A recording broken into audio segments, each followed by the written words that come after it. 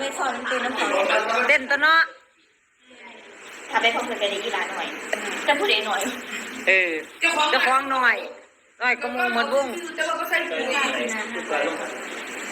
ตอนแรกคิดค่ะมันแหงโหด เลย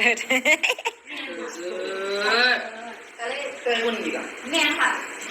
ก็เลยหนีก็ล่ำมากเรื่องน้ำหนักเลย ตอนนั้นเนี่ยตีขึ้นมาเลย น้ำหนักตี46แล้วก็ตี48 เป็นยังไงบ้าง การกินเขาหน่อยลงเบา เขาเคยไปกินเขาหลายเลยจ้ะ ๆแต่ว่าพี่น้องซื้อกินแค่ปันเดียวค่ะคนเดียวปันเดียวไม่เกิน108ตอนนั้นกินกับเดียว บ่กินแป้งกินแต่เครื่องปรุง ถ้าพระเอกไม่เชื่อว่าพี่มอนสูง180นี่เพิ่นสูง175นี่เห็นปะนี่175